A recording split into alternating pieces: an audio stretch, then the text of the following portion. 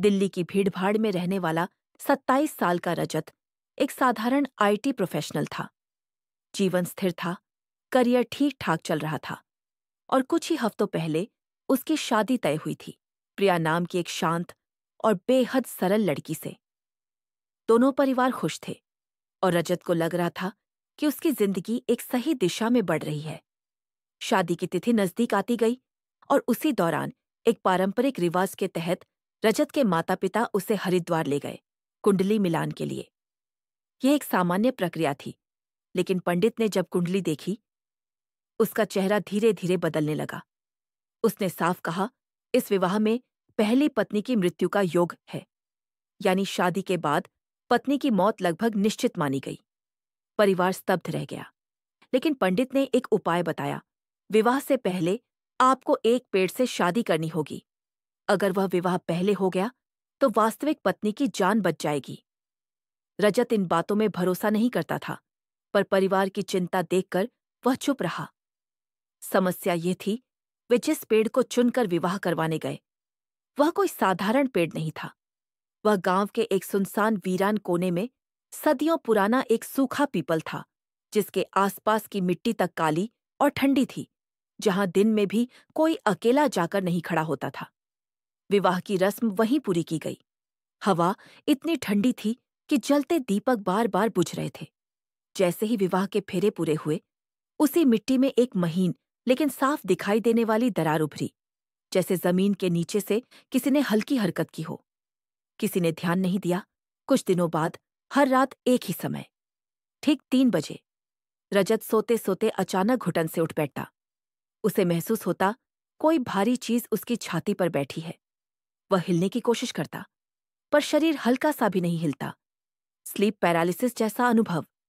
लेकिन यह केवल सपना नहीं था, क्योंकि ठीक उसी समय उसे कान के बिल्कुल पास किसी ठंडी सांस जैसी उपस्थिति महसूस होती और एक बेहद धीमी स्त्री आवाज फुसफुसाकर कहती, तू अब सिर्फ मेरा है।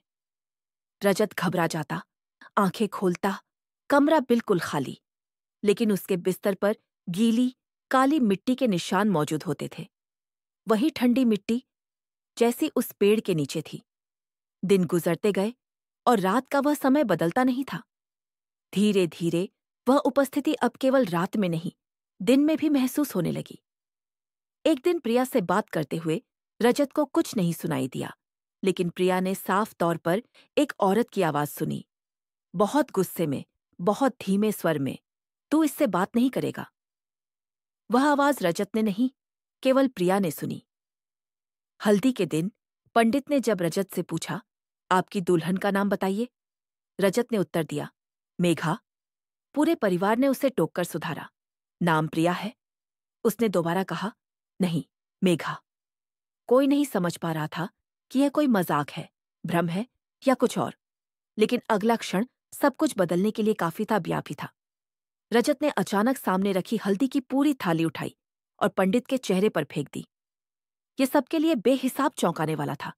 उसकी आंखों में एक असामान्य गुस्सा था, इतना कि उसके पिता भी उसकी आंखों में देखकर एक कदम पीछे हट गए।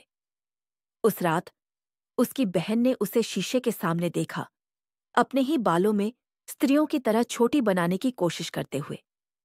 उसकी आवाज एक पुरुष की नहीं लग रही थी। कहीं न कहीं उस रजत के अंदर कोई और बोल रहा था।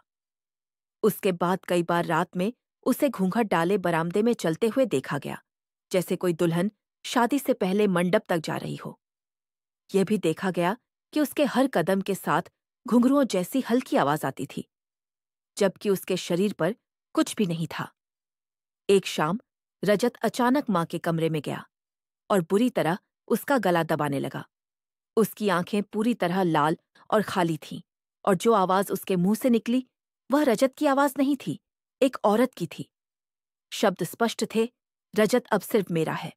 मैं तुझे मार डालूंगी, तू मुझे उससे दूर नहीं कर सकती। बहुत संघर्ष के बाद परिजनों ने उसे काबू किया। उसी दौरान यह बात प्रिया के पिता तक पहुंची। वे घटनास्थल पर आए और रजत को देखकर बिना एक क्षण गंवाए बोले, यह शादी अब नहीं हो सकती। एक पिता अपनी बेटी को ऐसी अनजान शक्ति के हाथ नहीं सौंप सकता। रजत को उसी रात बेहोश करके हरिद्वार वापस ले जाया गया। पंडित ने यह देखकर साफ कहा, तुम लोगों से गलती हुई थी। मैंने कहा था मंदिर में स्थित किसी पवित्र वृक्ष से विवाह करवाना। तुम लोग समय बचाने के चक्कर में एक त्यागा हुआ सूना पीपल चुन लाए। उस पेड़ पर एक स्त्री साया कई वर्षों से बसा था, और जब उससे विवाह कर दिया, वह अब रजत को उसी अर्थ में पति मान चुकी है। उस दिन से हरिद्वार में 7 रातों तक अनुष्ठान हुआ। रजत कभी खुद को चोट पहुंचाने की कोशिश करता, कभी किसी और को। कई बार उसने अपने ही मुंह के भीतर जोर से काटने की कोशिश की, और हर बार राख और मंत्रों से उसे रोका जाता। 7 दिनों बाद साया कमजोर तो पड़ा, लेकिन गया नहीं। पंडित ने कहा, कम से कम 1 महीने तक इसे यहीं रखना पड़ेगा। ये शक्ति इतनी आसानी से नहीं छूटेगी। प्रिया के पिता अब भी कनेक्शन में रहे, और प्रिया ने साफ कह दिया, शादी होगी, लेकिन तब जब रजत पूरी तरह ठीक होकर वापस आएगा। 1 महीने बाद रजत को वापस भेजा गया। शांत, सामान्य, आंखों का तनाव पूरी तरह खत्म, और हैरानी की बात, प्रिया और उसके पिता ने वही विवाह दोबारा स्वीकार किया।